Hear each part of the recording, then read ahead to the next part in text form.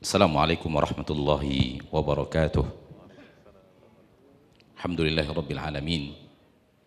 Wassalatu wassalamu ala ashrafil anbiya'i wal mursalin wa ala alihi wa sahbihi ajma'in. Asyhadu an la ilaha illallah wahdahu la syarika lah. Wa asyhadu anna Muhammadan abduhu wa rasuluh al-mab'utsu rahmatan lil alamin. Raditu billahi rabbah wa bil islami dina wa bi Muhammadin sallallahu alaihi wasallam nabiyya wa rasulah. Bersyukur kepada Allah Ar-Rahman Ar-Rahim atas segala limpahan rahmat dan nikmat tiada tara tiada terhingga, karunia dari Allah yang Maha Pengasih lagi Maha Penyayang. Salawat dan salam kepada Nabi kita tercinta, Rasul kita yang mulia, Nabi Muhammad bin Abdullah sallallahu alaihi wasallam. Terima kasih banyak tentunya kami ucapkan dari keluarga besar, dari dua keluarga besar kami yang sedang berbahagia, kepada seluruh tetamu dan undangan yang bersedia melapangkan waktu untuk memenuhi undangan dan hajat kami. Tentu kedatangan antum semakin membuat kita bahagia dan bergembira. Semoga dibalasi oleh Allah dengan pahala berlipat ganda. Berikutnya, izinkan ana mengambil kesempatan di waktu yang berbahagia ini untuk menyampaikan seuntai kalimat dari sang suami kepada sang istri yang ana anggap perlu, semoga bermanfaat dalam untaian kalimat tersebut. Namun sebelum untaian kalimat itu saya ucapkan, mungkin ada 2 poin nasihat yang bisa saya sampaikan kepada seluruh yang hadir pada majelis berbahagia, pada kesempatan yang berbahagia ini. Jadi walaupun dia sebenarnya adalah untaian kalimat kepada sang istri, namun ada 2 faedah penting yang hendaknya bisa kita camkan dalam kehidupan kita sehari-hari dan kita amalkan dalam kehidupan kita sehari-hari. Adapun 2 nasihat penting itu untukmu, saudaraku, saudariku, kaum muslimin dan muslimat, terutama Anda yang sudah rajin duduk di majelis ilmu, sudah rajin belajar sunnah Rasulullah SAW. Aku ingin menyampaikan 2 nasihat penting.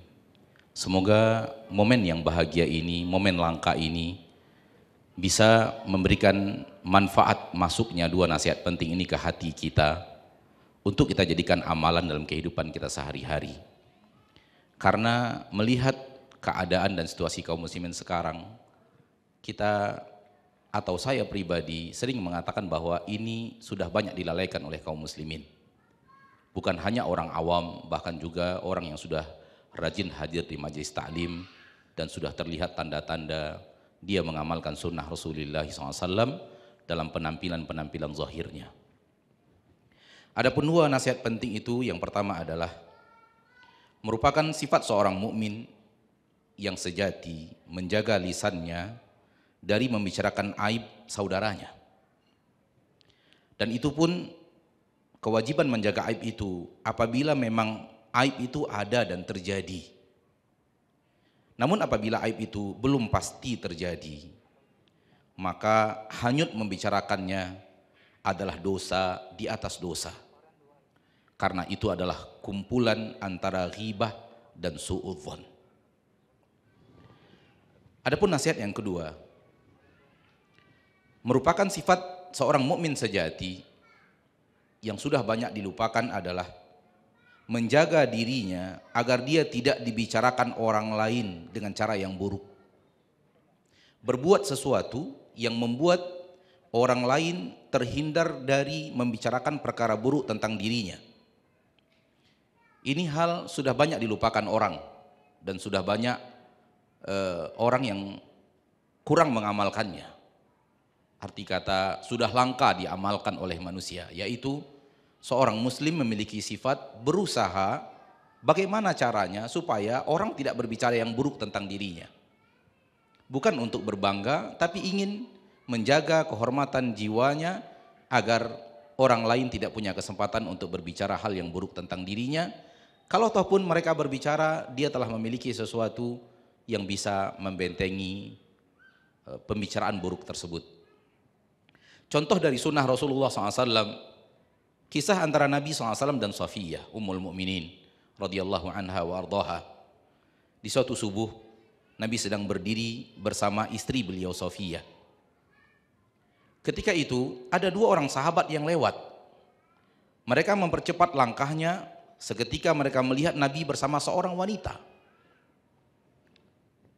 Melihat dua sahabat itu mempercepat langkahnya, Nabi berkata kepada dua sahabat itu, ala rislikuma innaha Safiyah.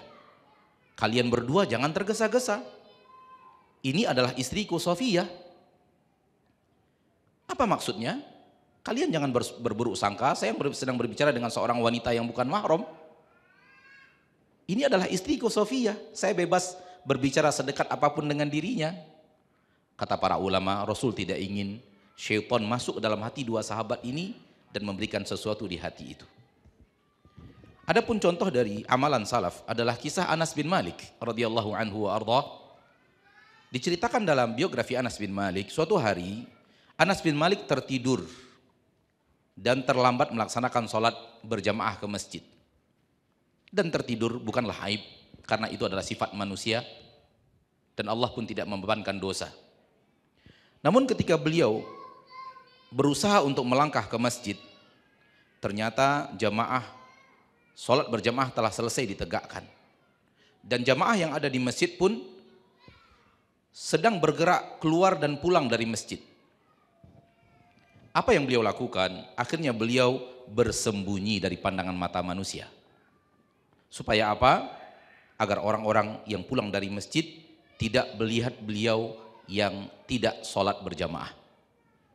Ini adalah untuk menjaga agar manusia tidak membicarakan diri beliau dengan perkara yang buruk.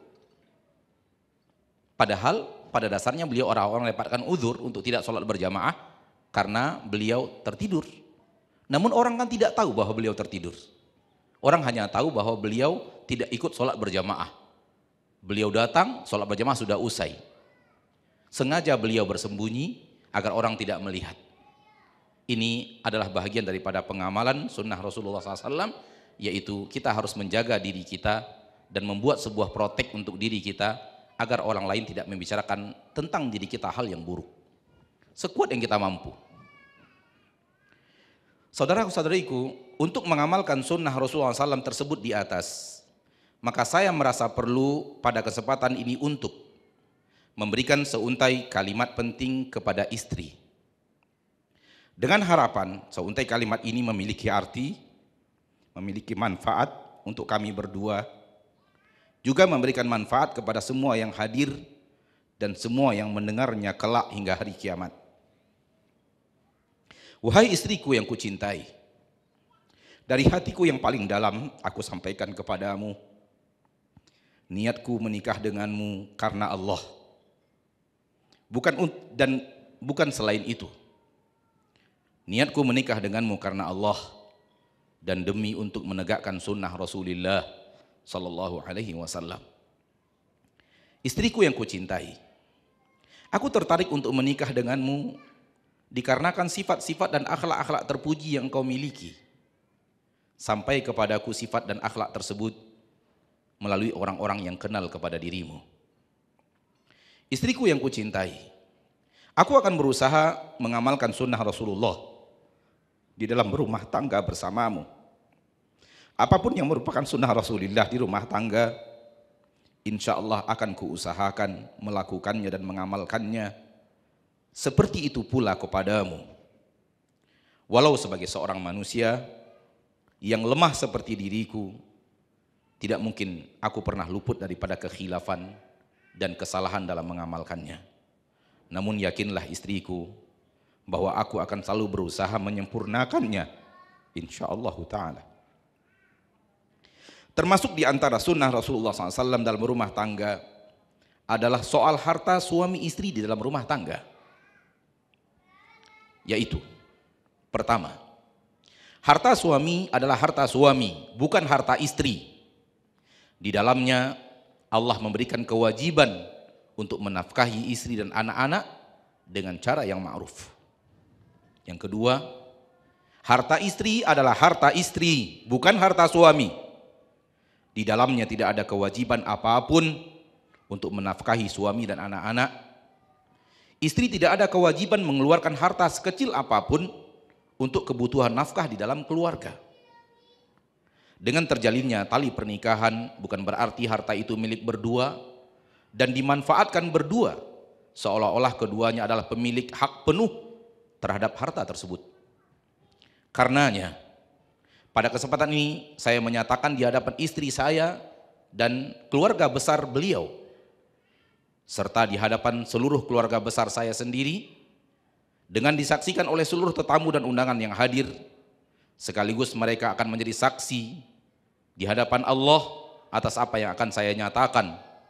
Namun bagi saya, saksi yang terbesar dalam hal ini adalah Allah Subhanahu wa Ta'ala, yang pasti mendengarkan seluruh untayan kalimat ini. Aku menyatakan dengan sepenuh kejujuran dan kuucapkan dari hatiku yang paling dalam, istriku, duhai istriku, hartamu adalah hartamu, bukan hartaku.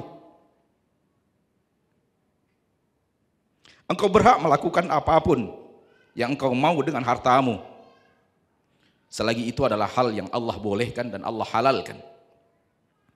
Engkau tidak wajib minta izin kepadaku sebagai suamimu apabila ingin membelanjakan hartamu sendiri. Hanya saja engkau bisa berdiskusi dengan diriku untuk mencari keputusan yang terbaik. Jangan pernah keluarkan hartamu untukku hanya berlandaskan rasa sungkan dan terpaksa. Engkau punya hak penuh untuk mengatakan saya mau, saya tidak mau. Jangan pernah engkau berikan hartamu kepadaku dan kepada siapapun dan kepada apapun yang berafiliasi dengan diriku, kecuali dengan penuh ikhlas dan ridho dari hatimu yang paling dalam. Saya ulangi, jangan pernah engkau berikan hartamu kepadaku, kepada siapapun, kepada apapun yang berafiliasi dengan diriku, kecuali dengan penuh ikhlas dan ridho dari hatimu yang paling dalam. Karena harta yang engkau berikan kepada aku dengan keterpaksaan adalah bara api yang engkau tumpahkan di dalam tubuhku. Rasulullah SAW menyatakan bahwa memakan harta orang lain tanpa ridho darinya adalah perbuatan yang haram dan hasil yang haram. Dan harta yang haram pada akhirnya hanya akan mencampakkan pemakannya ke dalam jurang neraka Jahannam waliyadzubillah. Rasulullah SAW bersabda di dalam sebuah hadis yang diriwayatkan oleh Imam Al-Munziri dan disahihkan oleh Syekh Al-Albani rahimahullah di dalam kitab Sahihut Targhib wa Tarhib, Rasulullah SAW bersabda, ayyuma lahmin nabata min suhtin fannaru aula bih, daging manapun yang tumbuh dari sesuatu yang haram, maka nerakalah yang pantas untuknya. Jangan wahai istriku, jangan engkau berikan api neraka kepada aku.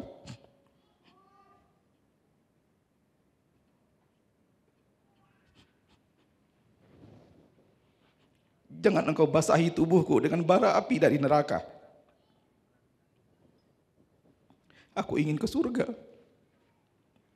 Ke surga bersamamu dan bersama semua orang-orang yang kucintai karena Allah. Dariku suamimu yang mencintaimu karena Allah. Maududi Abdullah. Assalamualaikum warahmatullahi wabarakatuh.